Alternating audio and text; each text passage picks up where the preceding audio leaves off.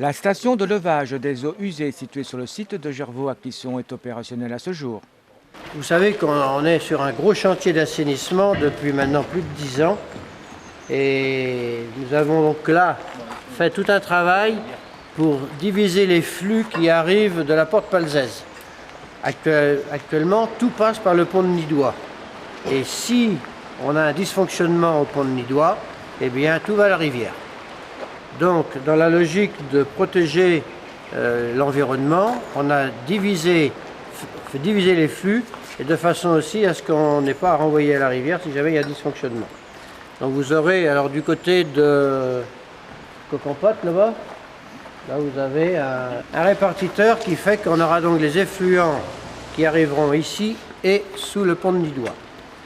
Alors ici, vous avez bien vu que d'abord on est en gravitaire, donc ça c'est assez facile, mais pour aller à la station qui se trouve à Gorges, il y a du chemin à faire. Et donc on ne va pas être en gravitaire tout du long, parce que d'abord il va falloir remonter.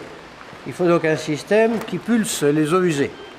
Alors on a d'habitude des pompes classiques, et ici vous avez un système particulier qui est un système pneumatique.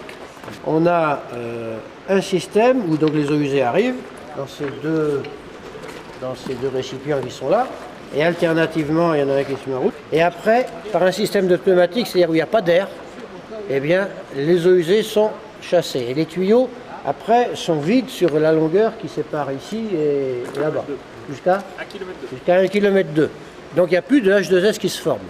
Donc c'est un système qui est un peu plus coûteux, je vais vous indiquer les prix, mais qui au niveau de la maintenance est moindre puisqu'on n'a plus de produits, et donc au niveau de l'environnement c'est mieux également. Donc voilà en gros le système. Alors après vous avez bien vu qu'on est en bordure de rivière. Donc il fallait un système ici qui résiste aux inondations. Donc eh bien, c'est du matériel de qualité et une étanchéité parfaite. Et puis, il faut que là-haut, ce soit inaccessible aux eaux. Donc, on est au-dessus de la plus haute crue connue.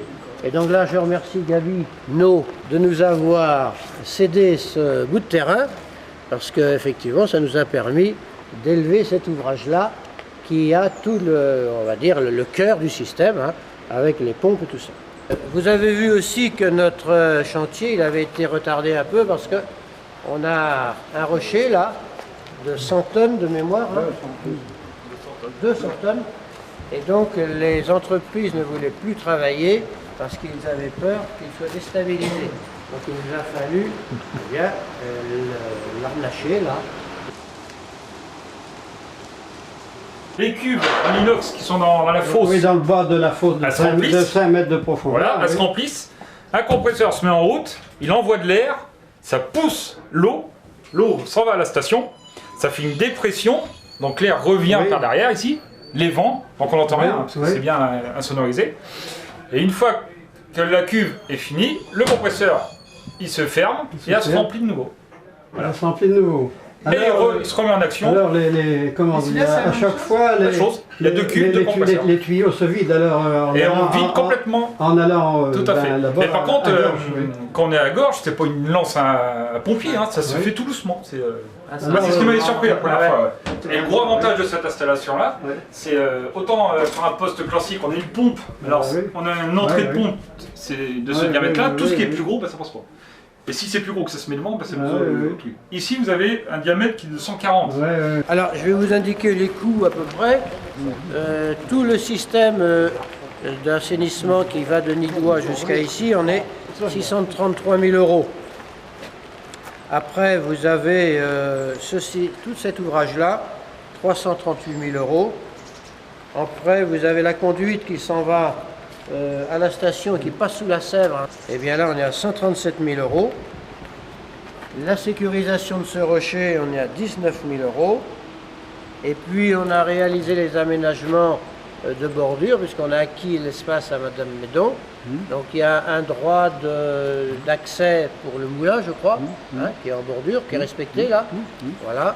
Et puis donc on a fait quelques plantations et une rampe d'accès à la rivière pour les canoës.